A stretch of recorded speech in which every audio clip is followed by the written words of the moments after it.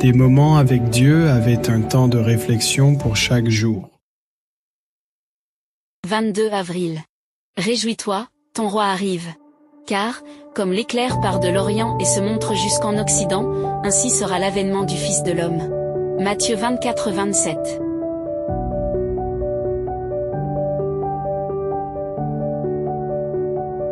Les moments difficiles de la vie font naître dans notre cœur un cri qui demande à prendre fin.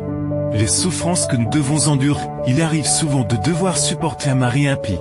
Une femme cruelle, une vie misérable où la paix fait défaut. Il faut supporter l'humiliation au travail et les restrictions imposées par notre foi. Et la douleur ne fait que s'intensifier, mais ce n'est pas tout, la Bible dit que ceux qui veulent mener une vie pieuse seront persécutés. En effet, servons le Seigneur. Nous suscitons la colère de cette d'un nos vies, sommes constamment les cibles d'humiliation.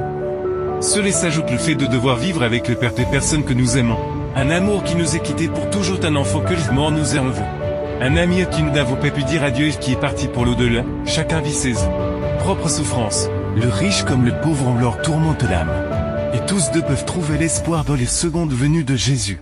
Ajoute enfin. Lorsque les ténèbres de ce monde seront à leur paroxysme, que le peuple de Dieu se trouvera confronté aux plus grandes épreuves de cette vie lorsque le monde sera entièrement dominé par Satan. Ils voudront éliminer de la surface de la terre ceux qui adorent Dieu. Oui. Ceux qui observent ses commandements et qui ont été fidèles à l'agneau, on tentera de les anéantir. En un seul jour, on les accusera du chaos qui règne dans le monde. Mais les enfants de Dieu resteront fermes dans leur foi.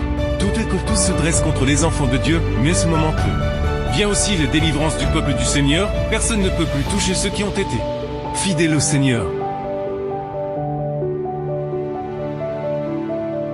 Bientôt, un petit nuage noir, de la taille de la moitié d'une paume, apparaît à l'est. C'est le nuage qui enveloppe le Sauveur et qui, de loin, semble entouré de ténèbres. Le peuple de Dieu sait que c'est le signe de son Rédempteur.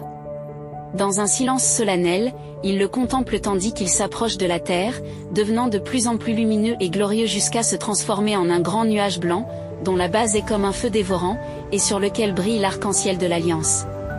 Jésus marche en tête comme un grand conquérant.